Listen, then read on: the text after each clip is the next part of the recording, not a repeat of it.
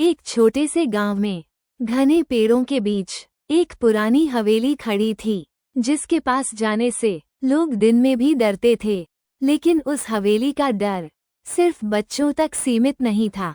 रात होते ही गांव के बड़े बुजुर्ग भी उसके बारे में बात करते थे।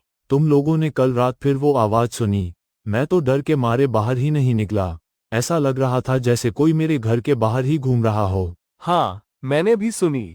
जैसे कोई औरत रो रही हो, बार बार मदद के लिए चिल्ला रही थी। लेकिन जैसे ही मैं बाहर गया, वहां कोई नहीं था। मैं तो पहले ही कहता था, उस हवेली के पास मत जाया करो। वो जगह ठीक नहीं है। जो भी वहां गया है वापस नहीं आया, और जो आया भी है वो पहले जैसा नहीं रहा। लेकिन आज तक किसी ने ये जानने की कोशिश ही नहीं की कि आखिर उस हवेली में ऐसा क्या है, क्यों हर रात वहां से आवाजें आती हैं। बेटा, इस गांव में मुझे 20 साल हो गए, लेकिन आज भी मुझे वो रात याद है। कौन सी रात काका? आज सच बता ही दो। बेटा, उस हवेली में एक औरत रहती थी, बिल्कुल अकेली। गांव वाले उसे बहुत अजीब समझते थे और उससे डरते थे। उन गांव वालों का डर नफरत में बदल गया। एक रोज उस हवेली से चीखों की आवाज आने लगी। हम सब वहां पहुंच गए, लेकिन हम लोगों ने सच जानने की कोशिश नहीं की। कुछ गांव के लोगों ने गुस्से में आकर उसे घेर लिया। वो रो रही थी, कह रही थी मैं निर्दोष हूँ, मगर किसी ने उसकी एक नहीं सुनी और गांव वालों ने उसे मार दिया। क्या वो बेगुनाह थी? हाँ बेटा, तभी से उसकी आत्मा भटक रही है और वो चुड़ैल बन गई। उस एक गलती ने पूरे गांव को डर में जीने पर मजबूर कर दिया।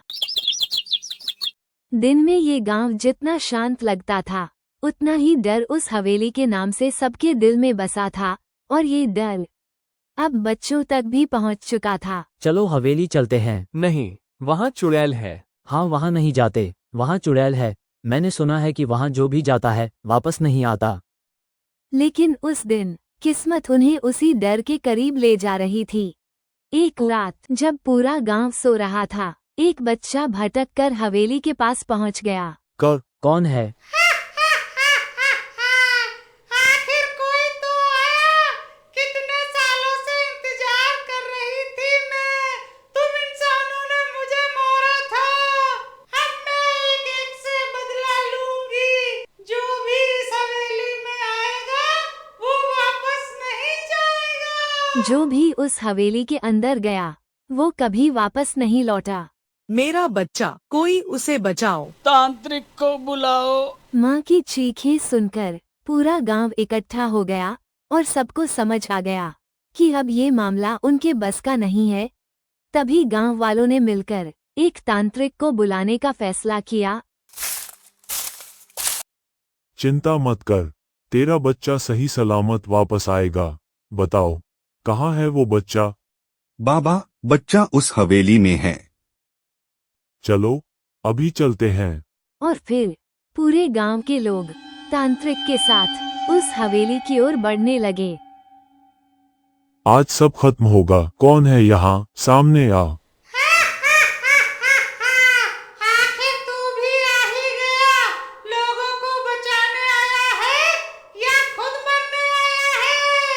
मैं किसी को मरने नहीं देता, और आज मैं तुझे भी इस दर्द से आजाद करूंगा। तू मुझे आजाद करेगा?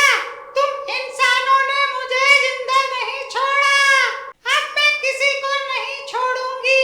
हर उस इंसान से बदला लूंगी जिसने मुझे दर्द दिया। तेरे साथ बहुत गलत हुआ है, लेकिन हर इंसान गुनहगार नहीं होता। एक तरफ सालों का दर्द और गुस्सा था, और दूसरी तरफ शांति का रास्ता दिखाने वाला तांत्रिक। तांत्रिक समझ चुका था कि ये आत्मा गुस्से से नहीं बल्कि दर्द से भरी हुई है। मैं तुझसे लड़ने नहीं आया, मैं तुझे इस दर्द से मुक्त करने आया हूँ। मुझे बिना गलती के मार दिया गया। मैं चीखती रही, रोती रही, लेकिन मेरी किसी ने नहीं सुनी। अब मैं किसी को क्यों छोड़ूं? क्योंकि बदला लेने से तुझे शांति नहीं मिलेगी। तुझे अपने दर्द से बाहर निकलना होगा। अब तांत्रिक को पूरी सच्चाई समझ आ चुकी थी। ये कोई चुड़ैल नहीं, एक बेगुनाह औरत की दर्द भरी आत्मा थी। इन लोगों से बहुत बड़ा अन्याय हुआ है, लेकिन अगर तू इसी तरह भटकती रही तो तुझे कभी शांति नहीं मिलेगी। तो मैं क्या करूं? मेरा दर्द कौन खत्म करेगा? मैं करूंगा, लेकिन उसके लिए तुझे सच बताना होगा। अगर सच में शांति चाहती है तो मुझे बता, तेरी लाश कहाँ है? जब तक तेरा अंतिम संस्कार नहीं होगा तुझे मुक्ति नहीं मिलेगी।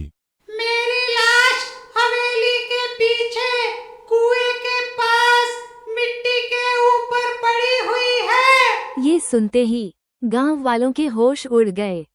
सच सामने आते ही गांव वालों के चेहरे झुक गए, क्योंकि गलती उन्हीं से हुई थी। फिर पूरे गांव ने मिलकर औरत का अंतिम संस्कार किया, जिसे उन्होंने बिना सच जाने सजा दी थी, और उसी दिन उसकी आत्मा को शांति मिल गई।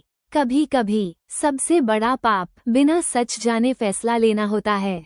अगर आपको हमारी वीडियो पसंद आई तो हमारे चैनल कार्टून कहानियाँ टून्स को सब्सक्राइब करें और बेल आइकन दबाना ना भूलें।